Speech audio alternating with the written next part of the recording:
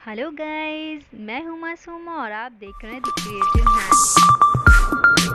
I hope आप लोग घर पर सेफ होंगे। चलिए मैं चलती हूँ अपने चैनल की तरफ बिना देर किए हुए। अगर अभी तक आप मेरा चैनल सब्सक्राइब नहीं किए हैं तो प्लीज़ प्लीज़ प्लीज़ मेरा चैनल सब्सक्राइब करें और हाँ, वहाँ पे एक बेल आइकन भी है, उसे हिट करना ना भूलें।